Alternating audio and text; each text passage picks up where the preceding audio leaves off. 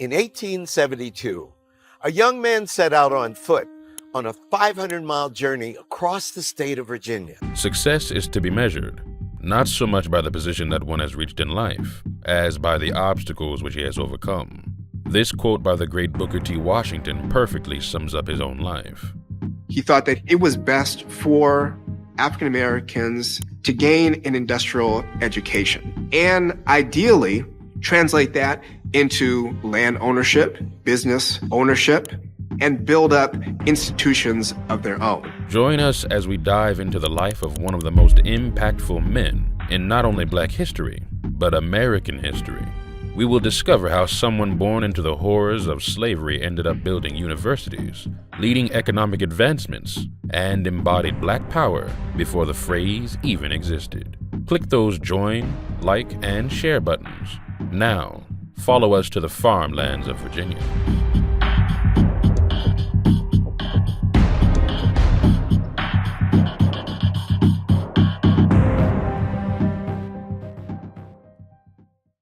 Born a slave. April 5th, 1856. Booker T. Washington was born on a plantation in Franklin County, Virginia. Washington was born to an enslaved mother, Jane, who worked as a cook. His father, a white man from a neighboring plantation, was absent and never involved in Booker's life. Even as a child, he was thrust into the back-breaking forced labor of slavery.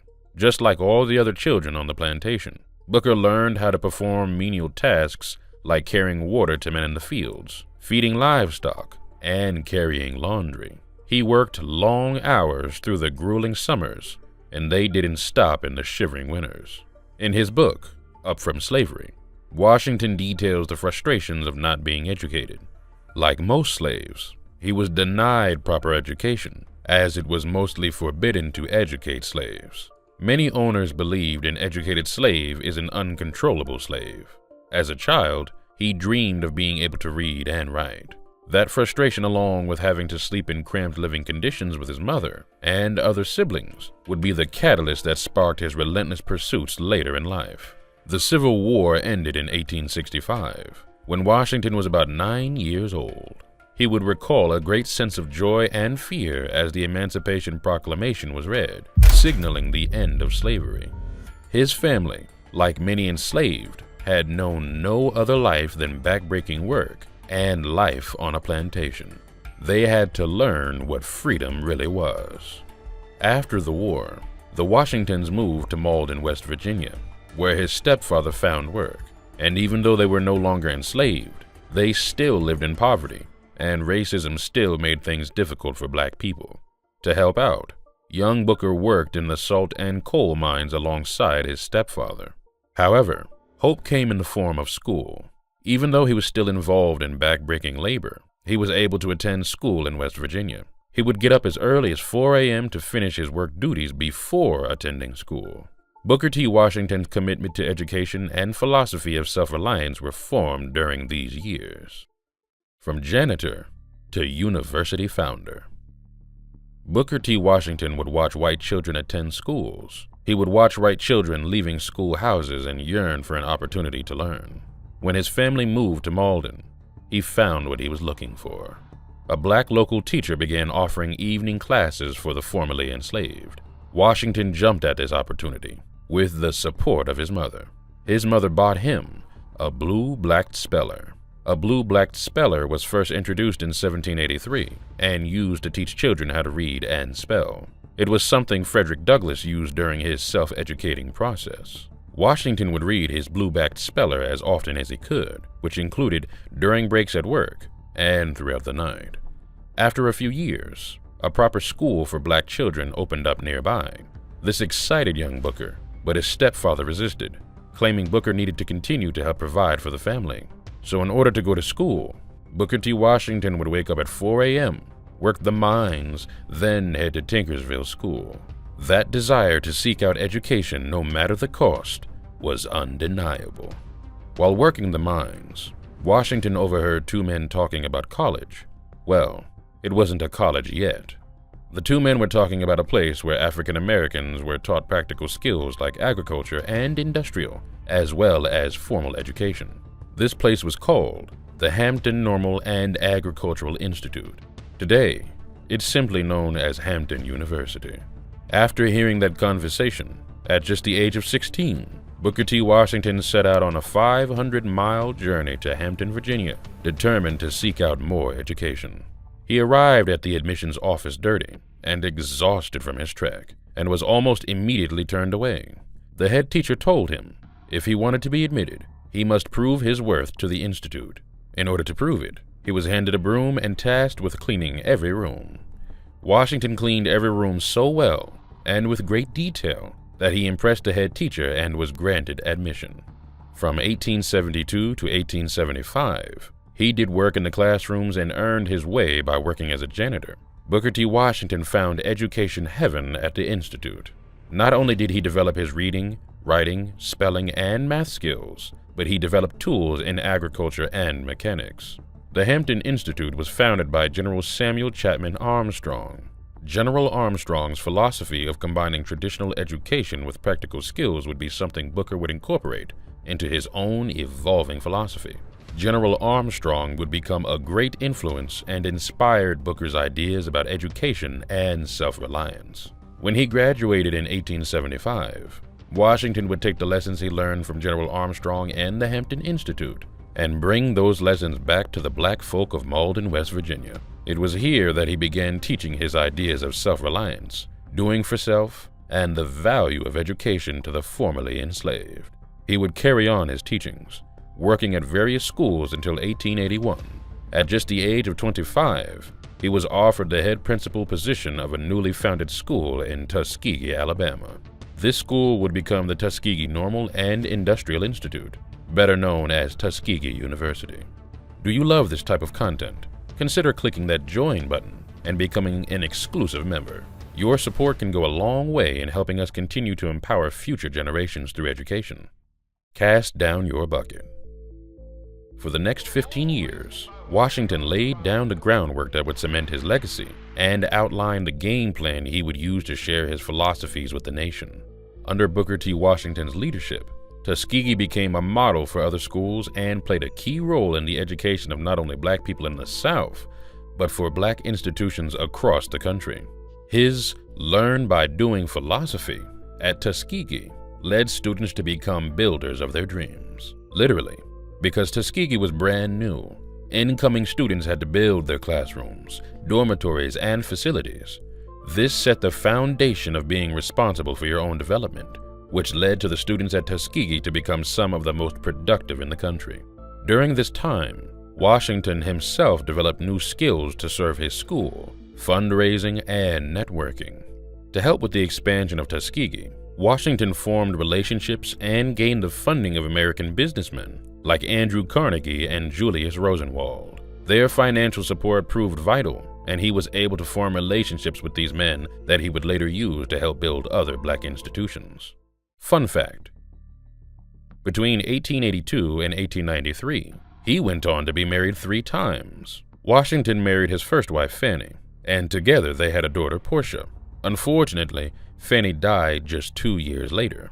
He would marry for a second time in 1885 to Olivia A. Davidson. She was a fellow educator and would be someone he leaned on as he grew the institution. Together, they had 2 sons, Booker Jr. and Ernest David. Tragically, she died too in 1889. Washington would marry his 3rd wife and life partner, Margaret James, in 1893. Education was not all Washington impacted.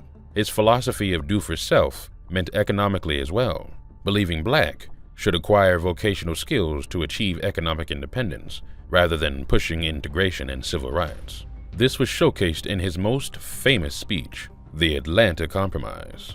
On September 18, 1895, Booker T. Washington took the stage at the Cotton States and International Exposition in Atlanta, Georgia, in front of a packed audience of black and white people. Cast down your bucket where you are. He encouraged black Americans of the South to seek opportunities and improve their own conditions instead of migrating elsewhere in hopes of being treated fairly by white people. He implored them to develop their vocational skills and hire each other in order to build their way out of poverty and economic restraints. In all things that are purely social, we can be as separate as the fingers, yet one as the hand in all things essential to mutual progress. With this quote, Washington reiterated the importance of fighting together. To coexist separately and to try to integrate would not lead to the gains in respect and economic advancement Black people were seeking. No race can prosper till it learns that there is as much dignity in tilling a field as in writing a poem. Washington continued to promote the importance of manual and industrial labor when it came to building a solid economic foundation. Skills that were already mastered by Black people through centuries of forced labor. Washington encouraged Black people to take pride in these skills and use them as a pathway to prosperity. The wisest among my race understand that the agitation of questions of social equality is the extremest folly. Booker T. Washington believed that there was no need to advocate for integration and to force white society to accept Black people into their schools, neighborhoods, and businesses. He believed the immediate focus should be mostly on building up the Black nation, separately and without needing acceptance or permission from white people.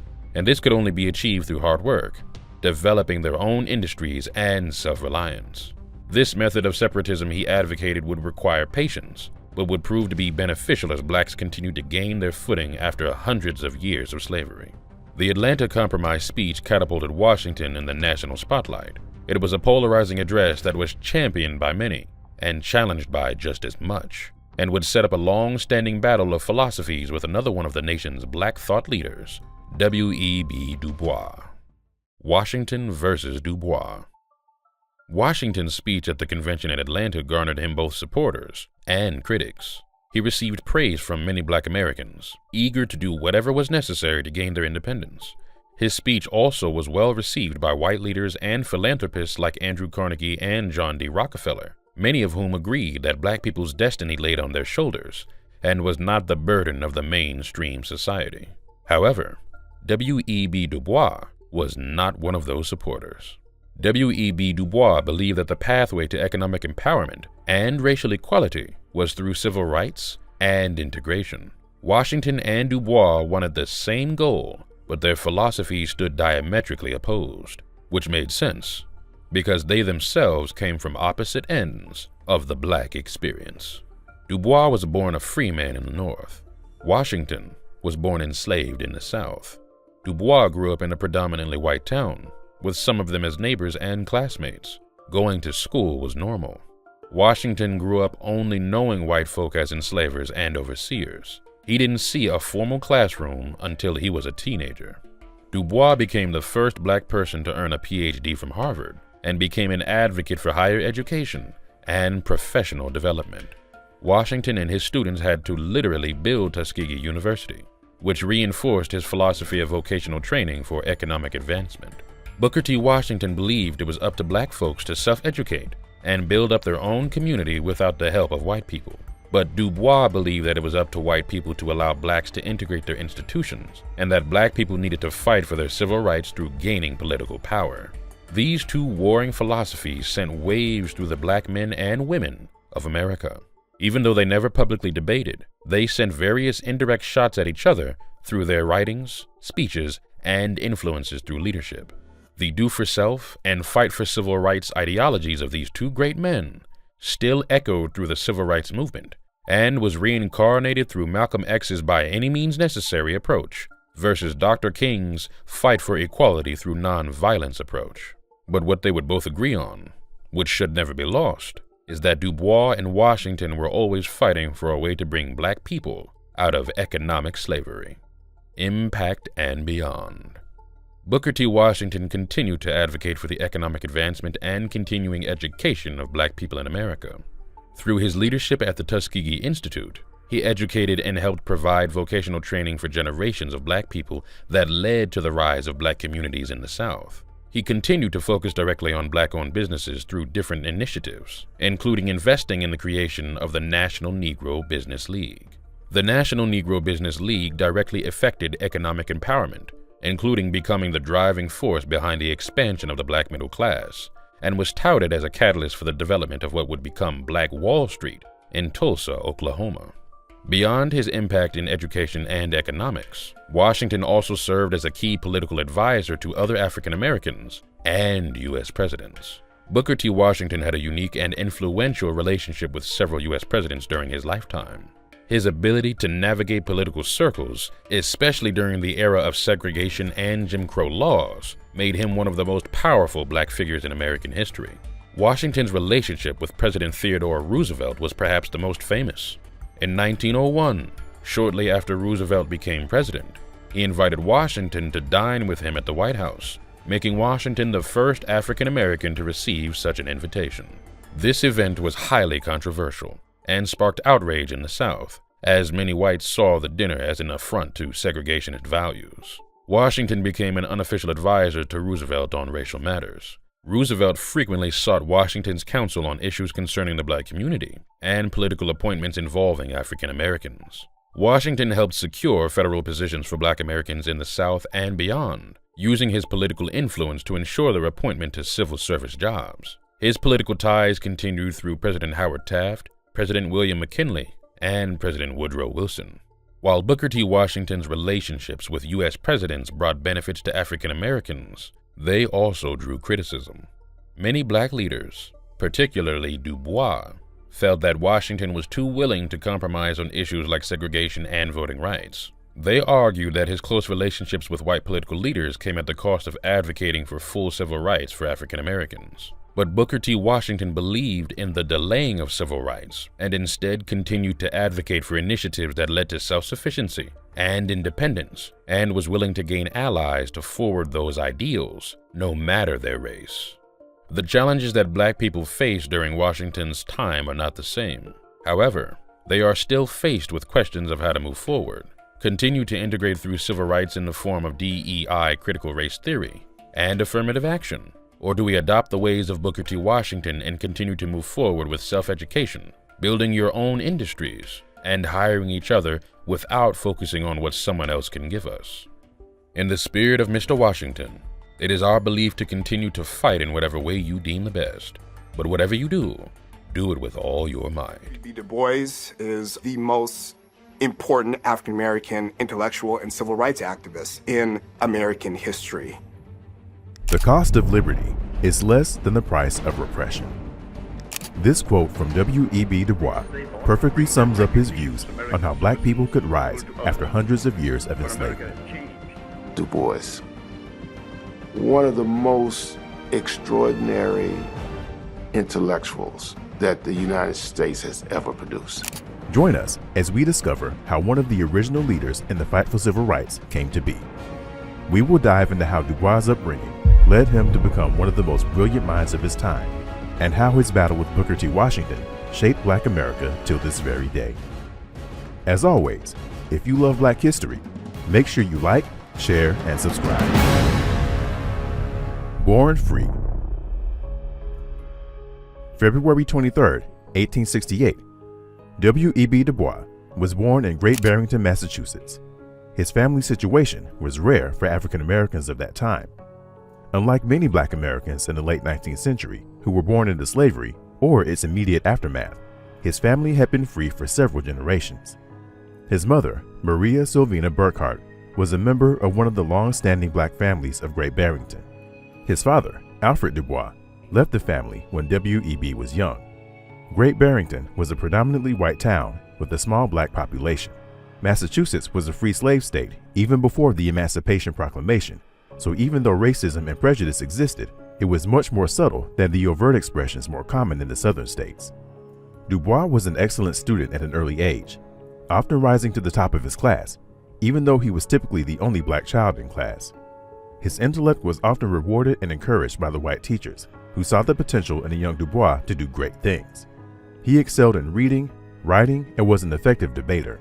Even though racism was not overt in Great Barrington, it still affected Du Bois. He experienced subtle forms of racism, like exclusion from social activities and the occasional hostility from his white peers. These interactions would leave scars that he would address later in life. However, his encounters with his fellow white townspeople was positive. Many of the townspeople believed in Du Bois' academic potential and even helped raise money to help fund his higher education, another rarity of that time. These mostly positive and supportive relationships would shape his views on race relations and civil rights later on. He would later recall recognizing the contrast of some but not all white people being racist, showcased a racial divide that needed to be addressed. This sowed the seeds that would lead to his lifelong battle to address racial inequality. Even though he was born free and experienced relatively supportive relationships with fellow white folk, he would soon find out that was a small sample size. From Jim Crow to Harvard. The racism in Great Barrington was subtle, but in Nashville, Tennessee, it was much more Jim Crow overt. In 1885, Dubois went to attend Fisk University, a historically black college located in Nashville. For the first time in his life, Dubois saw separate but equal in effect. Up until then, black and white water fountains, bathrooms, and classrooms were only something he read about in newspapers. Coincidentally, it was also the first time he had been immersed in a predominantly black community. For the first time in his life, he wasn't the only black kid in class. He was sitting next to children who had never experienced an integrated classroom, students who had never met a kind white person. Some of his classmates were children of slaves or had siblings who had been lynched. It was here at Fisk that Dubois began to understand more deeply the plight of African Americans. His time at Fisk exposed him to the brutality of Southern racism for the first time. The stark contrast between his relatively kind and supportive white community in Massachusetts and the vile, harsh treatment of blacks by Southern whites had a profound effect on him. His resolve to address these inequalities only grew as he would spend his summers teaching in rural Tennessee. It was here that he was exposed to the deep poverty and oppression Southern black families faced. Always the exceptional student, Dubois would graduate from Fisk in just 3 years. His brilliance would lead him to attend one of the most prestigious universities in the world, Harvard. Despite his exceptionalism, he was required to complete 2 years of preparatory coursework, as Harvard did not accept all his credits from Fisk. He steamrolled that challenge and received his undergraduate degree from Harvard, graduating cum laude. Dubois would continue on and receive his master's from Harvard in 1891. It was during this time he began to develop sociological perspectives, which were inspired by his intellectual curiosity. This natural curiosity led to him receiving a fellowship to study at the University of Berlin in Germany, which was a major center of intellectual thought at the time. Dubois' time in Europe was very transformative. Here, he experienced a degree of racial acceptance that was unseen in America.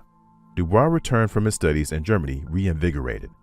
Once back in America, he began to serve as a professor at Wilberforce University, while also working on his groundbreaking dissertation.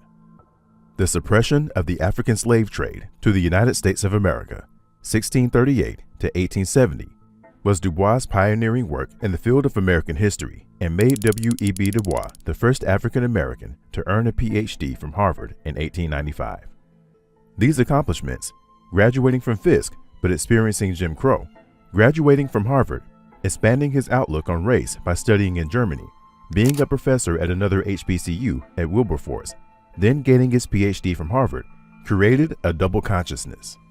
An idea that black Americans live with a dual identity, one as an American and the other as a black person, constantly aware of how they are perceived by the dominant white society. He believed it was integral that white people could and should make space for the black experience. This concept would be central to his seminal work and the base on which he defended so fiercely in the coming years. Do you love this type of content? Consider clicking that join button and becoming an exclusive member. Your support can go a long way in helping us continue to empower future generations through education. Dubois versus Washington. As masses of enslaved African Americans were freed in 1865, many wondered what was next. Most enslaved individuals had never known freedom and didn't know how to navigate the country as free people. As the 19th century was coming to a close, now the children of former slaves were faced with how to best go forward. A few prominent voices stepped up to offer guidance. One of those voices was W.E.B. Dubois, with his idea that black people needed to focus on gaining political rights and access to higher education. The other was Booker T. Washington, who believed that black people needed to focus on economic self-sufficiency and vocational skills. Dubois believed in civil rights now. Washington believed in delaying civil rights and believed black people should only focus on black people. Booker T. Washington, unlike Dubois, was born into slavery. He and his family were emancipated after the Civil War. Washington did not grow up in an integrated community or experience the generosity or support of his white neighbors. Booker T. Washington was not praised in school because Washington was not allowed to attend any formal school until he was in his mid-teens. Booker T. Washington had to sneak to educate himself after working long days in a coal mine as a child. Washington had to be the janitor of the school to earn admission into college. Even when he became principal of Tuskegee University, he had to literally help build the facilities. Washington was a firm believer that Black people should build economic viability through learning skills that would help them become economically independent, and they should delay any movement towards seeking equality in politics and/or socially. Booker T. Washington and W.E.B. Dubois had two totally different experiences as Black men in America, and it showed in the philosophies they championed. Dubois believed the best way through for Black people was through civil rights, integration, and forcing white people to recognize their wrongs. Dubois believed this could be attained by Black people seeking out higher education and receiving professional development. W.E.B. Dubois not only disagreed with Booker T. Washington's philosophy, he believed his approach was downright irresponsible and dangerous. During this time, especially in the Jim Crow South, Black people were disenfranchised, faced overt racism and segregation, as well as extreme levels of violence. Washington's philosophy required Black people to essentially accept this abuse, at least temporarily, and instead focus on building up itself. Dubois, however, believed the price of accommodation and gradualism was way too high, and that Black people needed civil rights now. The Talented Tenth. One of Dubois' key concepts was the idea of the talented tenth. Dubois believed that the way for Black folks to gain the respect of other races was to lean on the top 10% of the Black population. This talented tenth would be the most educated among them and would develop the leadership skills necessary to lead the Black race. Dubois believed that the future of Black America depended on the development of intellectual and political leaders who could fight for civil rights and challenge systemic racism. He elaborated on the idea of the talented tenth in his 1903 bestseller, The Souls of Black Folk. The Souls of Black Folk is considered one of the most important works in African American literature and a foundational text in the history of sociology. Dubois combines autobiography, history, and sociological analysis to explore the Black experience in America after the Civil War, during the rise of segregation and Jim Crow laws. His book addressed the foundation of his philosophies and why he disagreed with the philosophy of Booker T. Washington.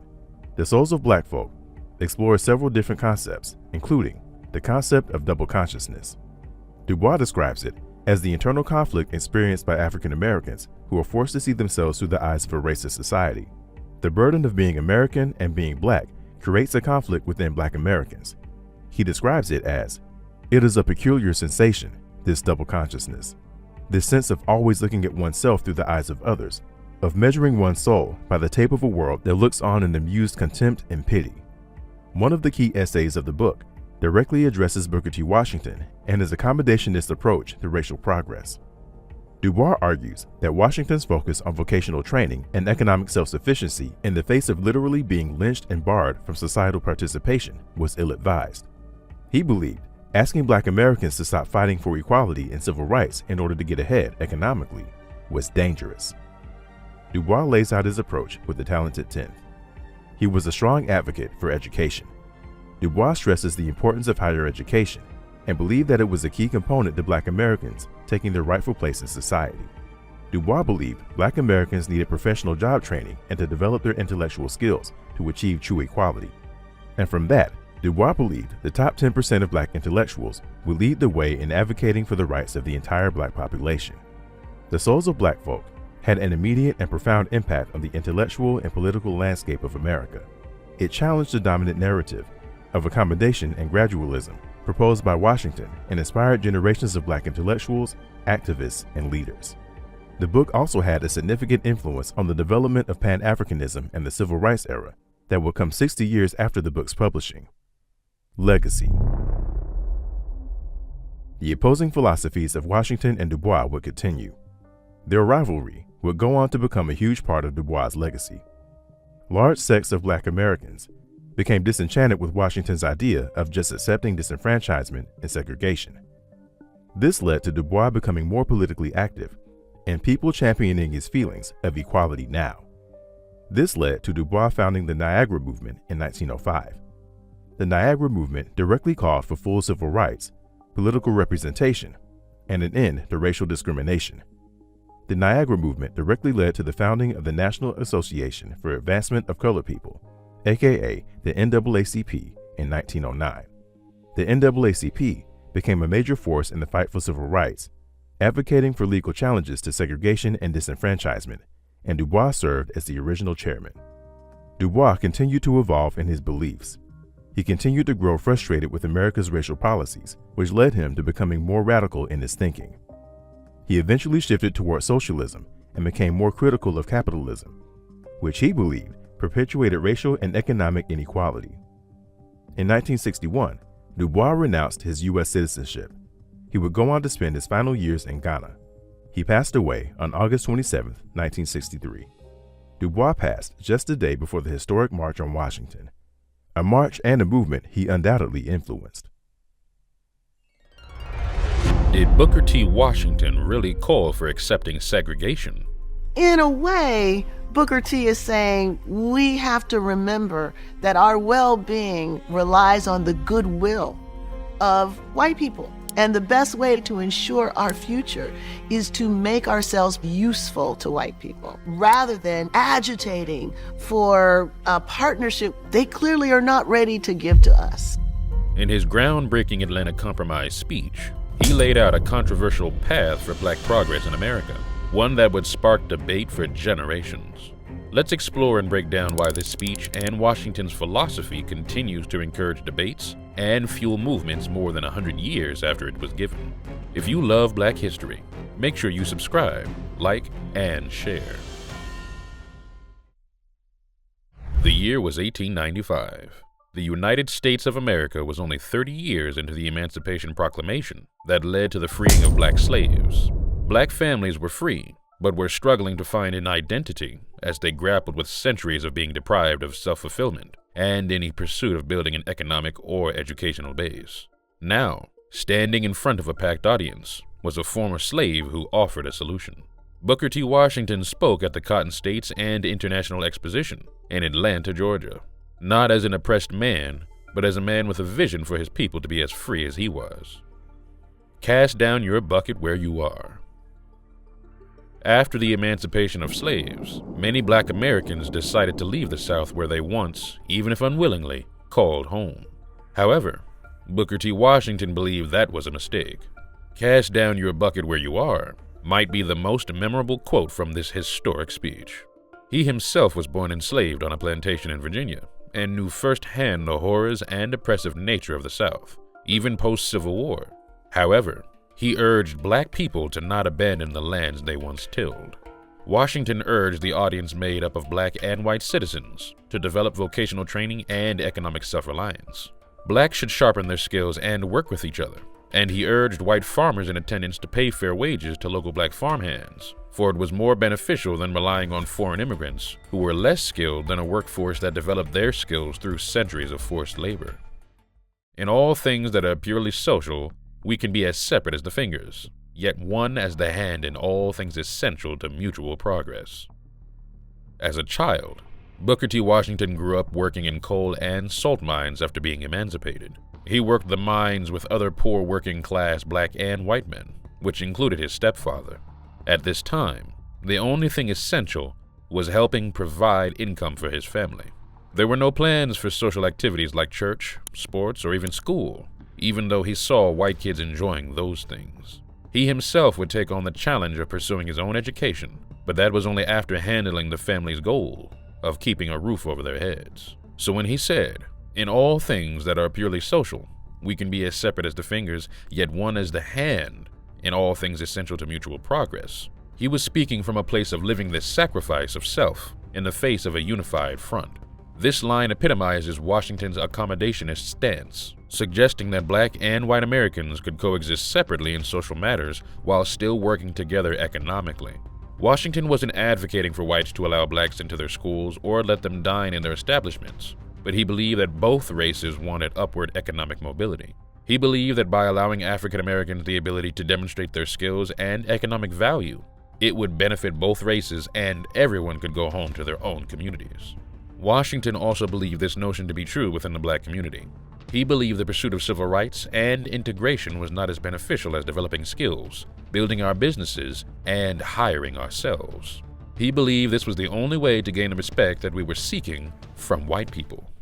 The opportunity to earn $1 in a factory just now is worth infinitely more than the opportunity to spend $1 in an opera house. America has always presented shiny things as the rewards of capitalism. Nice cars and cool clothes have been things on vision boards before social media was a thing. At this time, right before the turn of the century, everyone enjoyed a good night out at the opera house. But like many businesses at the time, they were not owned by black folk and were largely segregated. On top of that, Washington believed them to be a luxury that black folk could not yet afford anyway. Booker T. Washington believed that the energy of black Americans should not be on integrating and fighting over social and political privileges, but rather developing practical and industrial skills. He believed that economic advancement and vocational training were the best paths for African Americans to improve their standing in society. Washington suggested that building financial independence was a more urgent priority than focusing on social equality or cultural participation. The mention of factory work may have been attributed to the opening of low-wage positions in factories across the country. Even though the black workforce were mostly skilled in agriculture, there were openings in low-wage positions at factories that could be a base that black Americans could build upon. No race can prosper till it learns that there is as much dignity in tilling a field as in writing a poem. Coming out of slavery, there was a natural conflict in black Americans developing their identity. A people denied their freedom and forced to provide the manual labor that laid the groundwork for the most prosperous nation in history. However, they left years of forced servitude with skill sets that included farming land. Washington acknowledged the harms and the damage of centuries of enslavement, but he urged to now use those skills as a pathway to freedom and to not be ashamed. No race can prosper till it learns that there is as much dignity in tilling a field as in writing a poem. This was another plea to lean into vocational and agricultural work. Just because they were used as tools of abuse, he maintained they were honorable professions that could lead to economic progress for African Americans. Washington urged his people to continue to fine-tune skills in this area and use them to spark commerce and industries within. After the end of the Reconstruction era, which had sought ways to develop laws to bring black Americans equal rights and fair footing, the Jim Crow era ushered in waves of destruction that aimed to erase any progress.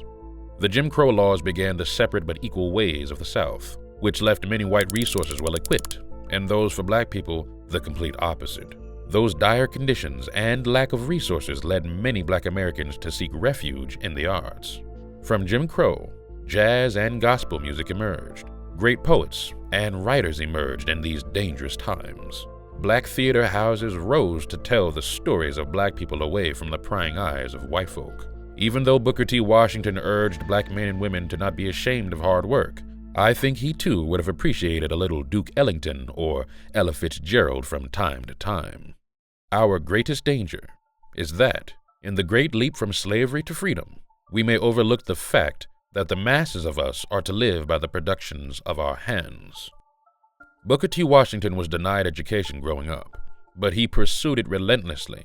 At just the age of 16, after hearing about the higher education and vocational skill development for the first time, Washington set out on a 500-mile journey from Malden, West Virginia to Hampton, Virginia. He took this journey with no guarantee of admission, but with the hope of finding a way to earn admission.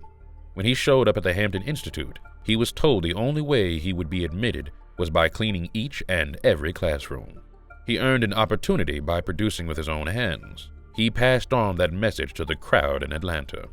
Washington pointed back to the ability for the formerly enslaved to use their hands to build the lives they were looking for. Because of the mass of black Americans that were now free, those thousands of hands that once performed labor for free could now use those same hands to labor their way out of poverty without seeking immediate political and civil rights. First and foremost, Washington believed black people needed to focus on building a strong economic foundation. Booker T. Washington himself took this very path. He started at the lowest rung in America, an enslaved black child. Once he was emancipated, he worked alongside his stepfather in the coal mines of West Virginia. He really wanted to be educated, but his family couldn't afford to lose his financial contributions. So, in order to continue to provide for his family and go to school, a young Washington made a deal with his stepfather that he would get up at 4 a.m., work a few hours in the mine, and then go to school.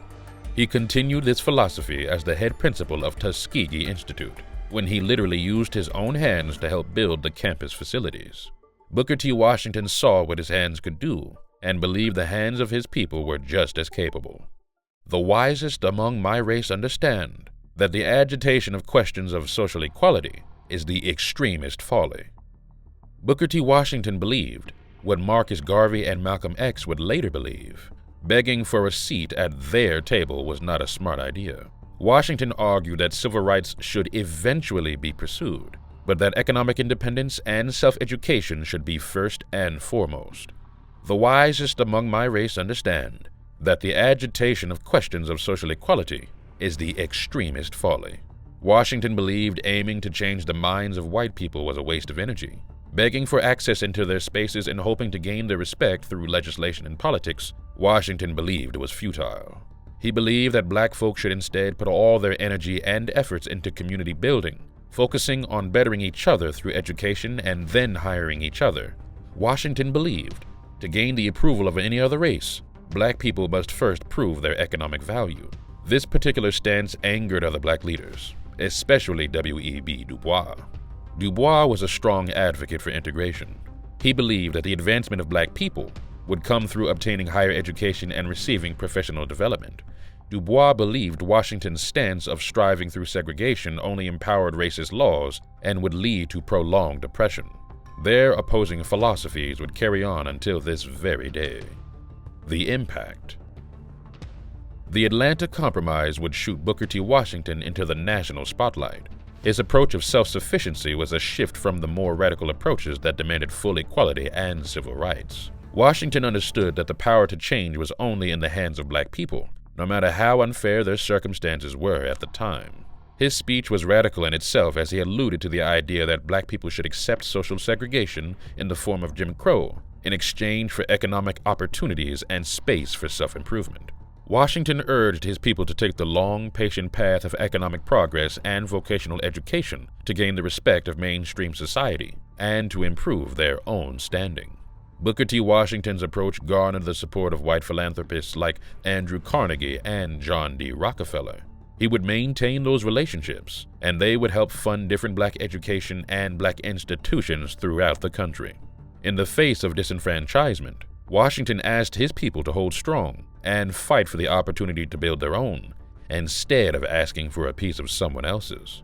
Even though his speech was denounced by many with his own race, his approach inspired plenty of results. Through his do-for-self philosophy, many were inspired. Black towns and black businesses throughout the South began to pop up and thrive. Many claimed they were inspired by the writings and speeches of Booker T. Washington. Through his founding of the National Negro Business League, black economic power showed its viability through plenty of businesses throughout the country, including being the catalyst behind the Black Wall Street in Tulsa, Oklahoma. The legacy of Booker T. Washington's words that day and beyond should inspire us to do for ourselves. Whether someone comes to help or not, it is up to us to lead ourselves to the results we aspire to achieve. The Niagara Movement was one of the first organizations, one of the first movements that was explicitly centered around an unequivocal demand for African American civil rights and full inclusion into the American body politic. The problem with the 20th century is the problem of the color line. W.E.B. Dubois. Why did W.E.B. Dubois think it was imperative to get equal rights now? In his seminal work, The Souls of Black Folk, he laid out why gaining equal rights was necessary for Black Americans, the psychology behind this belief, and why any other idea that didn't include political and civil rights for Black Americans immediately was downright dangerous. Let's explore and break down why this book and Dubois' philosophy continues to encourage debates and fuel movements more than 100 years after it was published. If you like Black history, make sure you subscribe, like, and share. The year was 1895. As the century was coming to a close, Black America was struggling to find an identity as they slowly began to build after centuries of being deprived by way of chattel slavery. There were pockets of Black progression, small communities living throughout the country, but the threat of white retribution was always looming. The promises and progress of the Reconstruction era had been dismantled and replaced by the Jim Crow era. But one man still believed and wanted to encourage black people to continue to fight, demand for their rights, and integrate into this society that seemed very resistant to the idea.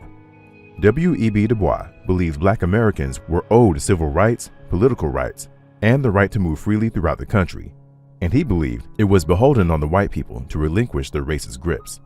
He laid out his thoughts in 1903 when The Souls of Black Folk was published. Let's explore some of those key concepts. Articulation of the Black American experience. A major point that Dubois focused on was the uniqueness of the Black experience in America. He articulated the pain and aspirations of African Americans during the time of systemic racism and oppression. W.E.B. Dubois came from a very unique experience for Black Americans during his time. He was not born into slavery. As a matter of fact, neither were his parents or grandparents. Dubois came from a Black family that had been free for several generations.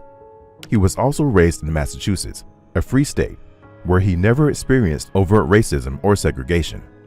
Dubois' only interactions with white people were mostly positive and supportive. Even still, he was often the only Black child in his classes. Dubois didn't experience violent outward racism until he went to college at Fisk University in Nashville, Tennessee.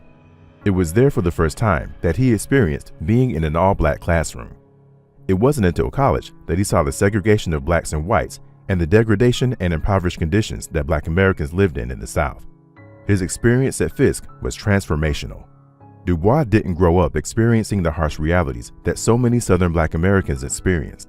Seeing the harmful remnants of slavery and the current laws of Jim Crow made him realize change was needed immediately.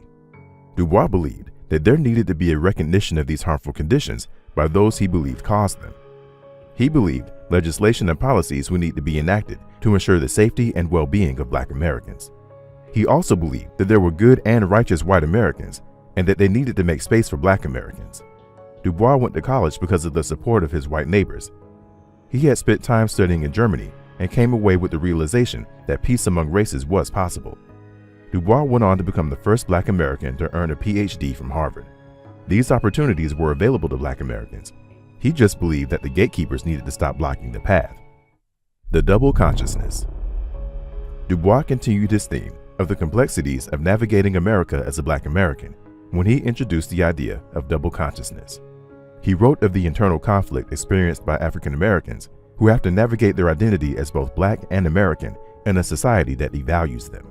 It is a peculiar sensation, this double consciousness, this sense of always looking at oneself through the eyes of others, by measuring one's soul by the tape of a world that looks on in amused contempt and pity.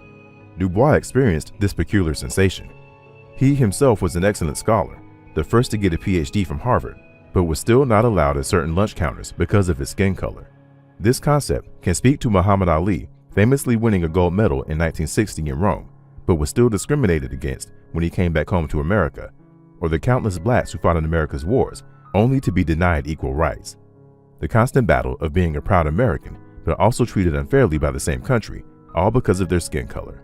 The double consciousness reflects the conflict of being Black and American in a society that marginalizes Black identity, causing a constant tension between personal identity and societal perception. The veil. The Negro is a sort of seventh son, born with a veil and gifted with second sight in this American world, a world which yields him no true self-consciousness, but only lets him see himself through the revelation of the other world. Dubois' experiences led him to believe that Black Americans were viewed through a barrier that obscured their true potential. That veil was constructed by centuries of slavery, racism, and oppression that led to Black Americans constantly being viewed as incapable and unworthy by their American counterparts. The veil symbolized a misunderstanding between Black and white Americans. Dubois wanted to encourage the dismantling of this veil so that white Americans could see the true potential and humanity of Black individuals. This dismantling, he believed, would need to come through civil rights, legislation, and political reform. Dubois versus Washington. In 1895, as Dubois was finishing up his studies at Harvard, a lightning rod of an opposing philosophy struck the Black American community. It was a speech delivered by Booker T. Washington that we now refer to as the Atlanta Compromise. It was during this speech Washington advocated to maintain segregation in exchange for Black solidarity. Washington believed Black Americans should not seek out integration or civil rights, at least not right now. Instead, he advocated for vocational training to lean into the centuries of forced education in agriculture and put all efforts to build the black community into a formidable group first. Washington wanted black people to earn the respect of white Americans, not agitate or force their acceptance. Booker T. Washington pushed the idea of gradualism. The Atlanta Compromise speech made Booker T. Washington one of the most famous men in America. His message resonated with a lot of black Americans, but was also weaponized by oppressive white agendas. Dubois responded in his book, "Mr. Washington represents in Negro thought the old attitude of adjustment and submission, but adjustment at such a peculiar time as to make his program unique." Dubois critiques Booker T. Washington's accommodationist stance. He believed black Americans couldn't afford to take things slow, not when black Americans were victims of racial violence and disenfranchisement. Dubois believed Washington's approach compromised the progress into full civil rights and stifled political activism, in exchange for a future that Dubois believed black Americans might not even make it to. The rivalry between Dubois and Washington would continue for years.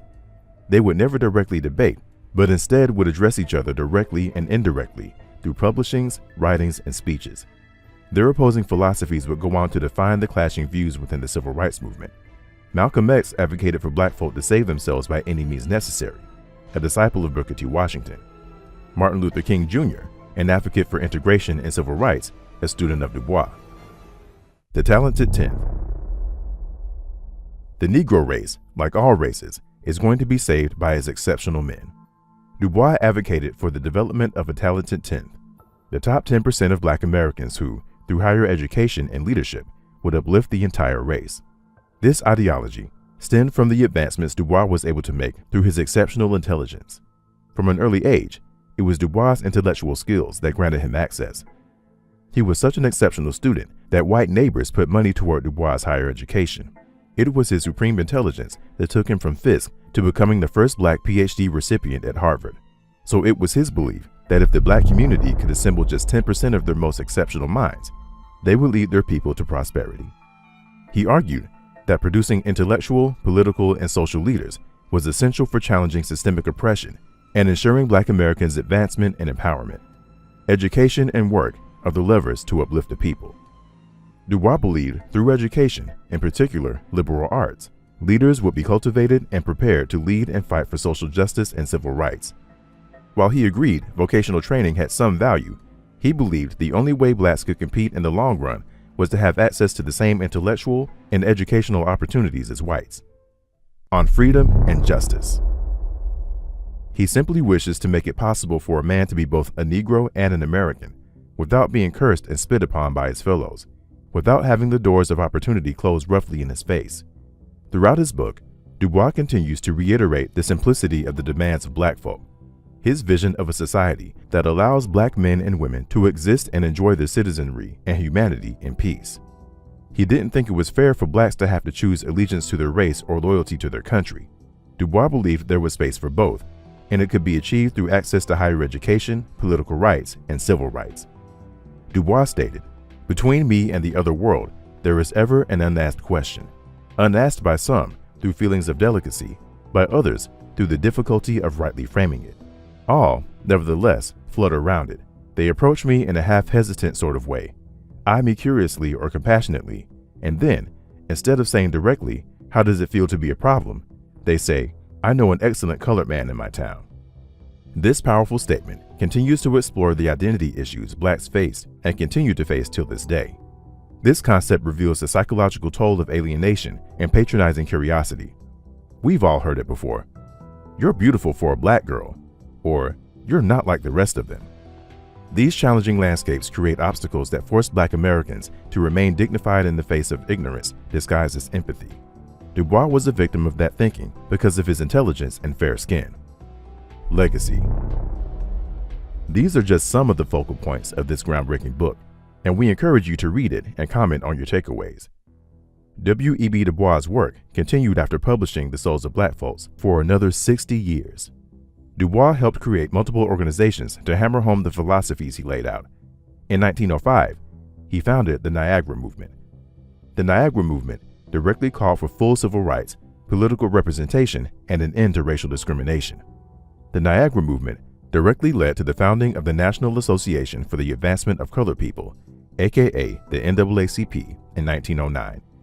The NAACP became a major force in the fight for civil rights, advocating for legal challenges to segregation and disenfranchisement, and Dubois served as one of the original chairmen. The book inspired subsequent generations of civil rights activists and intellectuals. Dubois' call for self-determination and advocacy for social justice laid the groundwork for future movements, including the Harlem Renaissance and the civil rights movement of the 1950s and 1960s. The Souls of Black Folk reflects W.E.B. Dubois' belief that achieving equality requires both a recognition of systemic injustices and a commitment to a higher vision for Black life. His work speaks to the resilience and potential of the Black community, advocating for education, political action, and unity as pathways to liberation. It remains a vital work that continues to inspire and inform discussions about race and equality, more than 100 years after it was published. The works of Dubois continue to be used in classrooms and universities all over the world, and we encourage you to check out The Souls of Black Folk and any other literature from one of the greatest minds America has ever produced.